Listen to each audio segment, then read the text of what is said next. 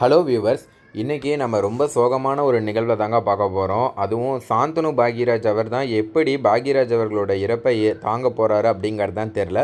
அவர் அங்கே அதாவது அவருடைய உடல் வைக்கப்பட்டிருக்க அவர் வீட்டில் வந்து பார்த்திங்கன்னா அவர் என்னெல்லாம் செஞ்சார், அவர் செஞ்ச ஒரு விஷயம் தான் பார்த்திங்கன்னா இப்போ ரொம்ப வைரலாக போயிட்டுருக்கு. அப்படி அவர் என்ன தான் பண்ணார் அப்படிங்கிற பல முக்கியமான விஷயத்தை தான் இந்த வீடியோவில் நம்ம பார்த்து தெரிஞ்சுக்க போகிறோம். அதுக்கு முன்னாடி நம்ம சேனலை சப்ஸ்கிரைப் பண்ணலைன்னா சப்ஸ்கிரைப் பண்ணிக்கோங்க. உங்களுக்கு பாக்யராஜ் அவர்கள் பிடிக்குன்னா இந்த வீடியோவை ஒரு லைக் பண்ணிக்கோங்க. தமிழ் சினிமாவின் திரைக்கதை மன்னன் கே பாக்யராஜ் மறைந்துவிட்டார் என்ற செய்தி ரசிகர்களை மட்டுமல்ல ஒட்டுமொத்த திரையுலகையுமே சோகத்தில் ஆழ்த்தியுள்ளது. பல தலைமுறைகளை தனது படங்களால் சிரிக்கவும் சிந்திக்கவும் வைத்தவர் இன்று நினைவாக மட்டுமே மிஞ்சியிருக்கிறார். பாக்யராஜை பற்றி பேசும்போது முதலில் நினைவுக்கு வருவது அவரது திரைக்கதை மட்டும்தான். ஆனால் அவரை நெருக்கமாக அறிந்தவர்கள் சொல்வது வேறு ஒன்று. திரைப்படங்களில் குடும்ப உறவுகளை எவ்வளவு அழகாக காட்டினாரோ அதே அன்பையும் நம்பிக்கையும் தனது சொந்த குடும்பத்திலும் கடைசி வரை வாழ்ந்து காட்டியவர் என்பதுதான். இன்றும் பல குடும்பங்களில் காதல் திருமணம் என்றால் எதிர்ப்பு, கோபம், உறவுகள் முறிவு என பல சம்பவங்கள் நடந்து கொண்டே இருக்கின்றன. திரைப்படங்களில் காதலுக்கு ஆதரவு கொடுத்து வசனம் எழுதும் பலரும் நிஜ வாழ்க்கையில் தங்கள் பிள்ளைகளின் காதல்களை ஏற்றுக்கொள்ள தயங்கும் சூழல் இருக்கிறது. ஆனால் பாக்யராஜ் அந்த வரிசையில் இல்லை. மகன் சாந்தனு நடிகை கீர்த்தனாவை காதலிப்பதாக சொன்னவுடன் நீங்கள் சந்தோஷமாக இருந்தால் அதுதான் எனக்கு முக்கியம் என்று எந்த தயக்கமும் இல்லாமல் சம்மதம் தெரிவித்தார். அது மட்டுமில்லாமல் இரு குடும்பங்களையும் ஒன்றாக அமர வைத்து பேசி திருமண ஏற்பாடுகளை நேரடியாக கவனித்து அந்த காதல் திருமணத்தை மகிழ்ச்சியான குடும்ப விழாவாக மாற்றியவர்தான் பாக்யராஜ். திருமணத்திற்கு பிறகு பல பேட்டிகளில் நடிகை கீர்த்தனா பாக்யராஜை பற்றி பேசும்போதெல்லாம் ஒரே விஷயத்தை கூறியிருக்கிறார். எனக்கு அவர் மாமனார் இல்லை, இன்னொரு அப்பா. இந்த வீட்டில் மருமகளாக நான் ஒரு நாளும் உணரவில்லை, மகளாகத்தான் பார்த்தார். எந்த விஷயத்திலும் சுதந்திரம் கொடுத்தார், எப்போதும் உற்சாகப்படுத்துவார் என்று அவர் பலமுறை உருக்கமாக கூறியுள்ளார். அந்த வார்த்தைகளே இன்று சமூக வலைதளங்களில் மீண்டும் வைரலாகி ரசிகர்களின் கண்களை கலங்க வைத்திருக்கிறது. பாக்யராஜ் குடும்பம் எப்போதும் மகிழ்ச்சியாக மட்டும்தான் இருந்தது என்று சொல்ல முடியாது.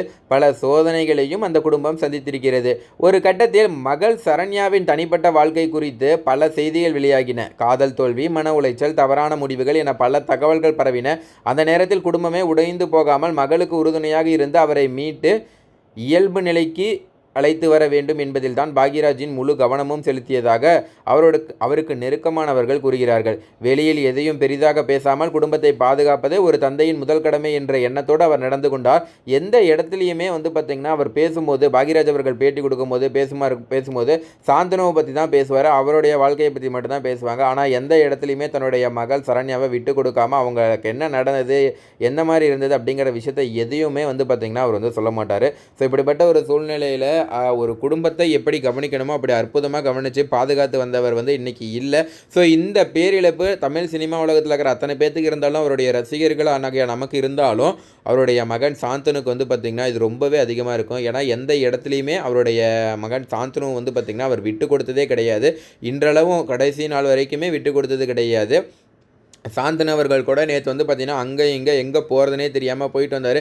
கடைசியாக அவங்க அப்பாவோட உடலில் ஒரு குறிப்பிட்ட ஒரு டைம் வந்து பார்த்திங்கன்னா என்ன பண்ணியிருந்தாருன்னா ஒரு சத்தியம் மாதிரி பண்ணியிருக்காரு.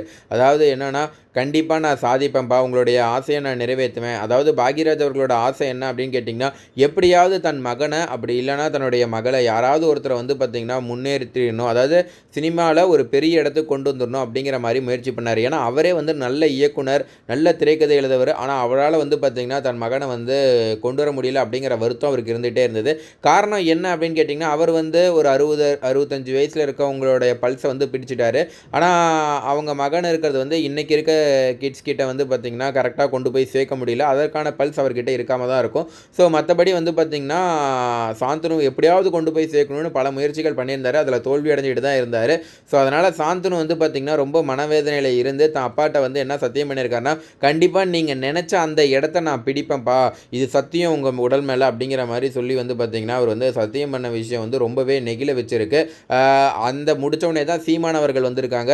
ஸோ சீமான் அவர்கள் வந்தவுடனே உடனே சீமான் கிட்டே சொல்லியிருக்காரு. என்னென்னா, அதாவது அந்த ஒரு இதுலேயே இருந்ததுனால, அந்த ஃபீலிங்கில் அந்த சத்தியம் பண்ணிவிட்டு அந்த ஃபீலிங்லேயே இருந்ததுனால உடனே சீமான் அவர்கள் வந்தவுடனே சீமான் கிட்ட உடனே சொல்லிட்டாரு. இந்த மாதிரி என்னென்னா, நான் இந்த மாதிரி அப்பா வந்து நான் பெரிய ஆள் ஆகணும்னு நினச்சாரு, ஆனால் சாதிக்கிறதுக்கு முன்னாடியே அப்பா போயிட்டாரேண்ணா அப்படிங்கிற மாதிரி சொல்லி வந்து பார்த்திங்கன்னா சீமான் கிட்ட அழுதுருக்காரு. இந்த விஷயத்தை சீமான் அவர்கள் வெளியே வந்தவுடனே பார்த்திங்கன்னா பேட்டி கொடுக்கும்போது சொல்லியிருக்காங்க. இந்த மாதிரி வந்து அவர் சாந்தனு ரொம்பவே ஃபீல் பண்ணி தன்னோட வெற்றியை பார்க்காம அப்பா போயிட்டாரு அப்படிங்கிற மாதிரி சொல்லி அழுதாரு. ரொம்ப கஷ்டமாக இருந்தது அப்படிங்கிற மாதிரி வந்து பார்த்திங்கன்னா சீமான் அவர்கள் வந்து சொல்லியிருந்தார். அதை பார்க்கும்போது ரொம்பவே நெகிழ்வாக இருந்தது. ஸோ அது மட்டும் இல்லாமல் பாக்யராஜுக்குமே எப்படி தன்னுடைய மகனோ அதே போல் தான் தன்னுடைய மகள் மகளையும் எப்படியாவது மேலே கொண்டு வந்துடணும் அப்படிங்கிற மாதிரி முயற்சி பண்ணி தான் பாரிஜாதம் அப்படிங்கிற மாதிரி ஒரு கதை எழுதி அந்த கதைக்கு வந்து பார்த்திங்கன்னா இவரே ஆக்சுவலாக டைரக்டரு இவரே ஆக்சுவலாக ப்ரொடியூசரு பண்ணியிருக்காரு. பட் ஆனால் அது சரியாக போகலைனாலும் அடுத்தடுத்த படங்களில் கொண்டு வந்துடலாம் அப்படிங்கிற ஒரு முயற்சியில் தான் அவர் இருந்திருப்பார். ஆனால் அதுக்குள்ளே அவங்க மகள் வந்து பார்த்திங்கன்னா லவ் பண்ணி ஒரு சில பிரச்சனைகள் ஏற்பட்டதுனால ஒன்றுமே பண்ண முடியாமல் போயிடுச்சு. சரி, ஓகே, அதை பற்றி நம்ம பெருசாக பேச வேண்டாம். இன்னொரு விஷயம் என்னென்னா, பாக்யராஜ் அவர்களை பொறுத்த வரைக்கும் எப்போவுமே சொல்கிறது என்னென்னா, ஒரு முக்கியமான ஒரு சில விஷயங்கள் இருக்குது. அதை தெரிஞ்சுக்கிட்ட இன்னொரு முக்கியமான விஷயத்தை பார்க்கலாம் வாங்க. பாக்யராஜ் அவர்கள் 1981ஆம் ஆண்டு நடிகை பிரவீனா என்பவரை காதலித்து தான் திருமணம் பண்ணார். ஆனால் துரதிருஷ்டவசமாக 2 ஆண்டில் அவங்க வந்து பார்த்திங்கன்னா உடல்நல சரியில்லாத காரணத்தினால அவங்க இறந்துட்டாங்க. அதற்கு பிறகு தான் தன்னுடைய படங்களில் ஜோடியாக நடித்த பூர்ணிமாவை காதலித்து 2வது திருமணம் அவர் வந்து செஞ்சுக்கிட்டார். இது எல்லாருக்குமே தெரிஞ்ச விஷயம்தான். இவர்களது திருமணம் அன்றைய தமிழக முதல்வர் புரட்சி தலைவர் எம்ஜிஆர் அவர்கள் முன்னிலையில் அவரே தாலி எடுத்து கொடுத்து மிக பிரம்மாண்டமாக நடைபெற்றது. இதில் ஒரு விஷயம் என்ன அப்படின்னு கேட்டிங்கன்னா, அன்றைய முதலமைச்சராக இந்த எம்ஜிஆர் அவர்கள் வந்து பார்த்திங்கன்னா தாலி எடுத்து கொடுத்து பாக்யராஜ் அவர்களோட திருமணத்தை வந்து நடத்தி வச்சார். அதே போல் இவருடைய மகன் சாந்தனு இருக்கார் பார்த்திங்களா, அவருடைய திருமணத்தை தளபதி விஜய் அவர்கள் தான் பார்த்திங்கன்னா தாலி எடுத்து கொடுத்து நடத்தி வச்சுருப்பார். அதை நாம் நிறைய இடங்களில் பார்த்துருப்போம். இந்த தம்பதிகளுக்கு தான், அதாவது இப்போ ஓகே, அதை விட்டுருங்க. இந்த தாலி எடுத்து கொடுத்து எம்ஜிஆர் கல்யாணம் பண்ணி வச்சாரா பாக்யராஜுக்கு. அடுத்ததான் வந்து பார்த்திங்கன்னா இந்த தம்பதிகளுக்கு சரண்யா என்ற மகளும் சாந்தனு என்ற மகனும், இதெல்லாம் எல்லாருக்குமே தெரிஞ்ச விஷயந்தான். மகன் சாந்தனுவை விட பாக்யராஜின் கவலையும் வேதனையும் அவரது மகள் சரண்யாவை பற்றி தான் இருந்தது அப்படிங்கிற மாதிரி நெருக்கமானவர்கள் சொல்கிறாங்க. நம்ம ஆல்ரெடி சொன்னது போல தான் அந்த பாரிஜாதம் அப்படிங்கிற ஒரு படம் எடுத்து கதாநாயகியை அறிமுகப்படுத்தினார். ஆனால் அந்த படம் வந்து பெருசாக வெற்றியடையில்.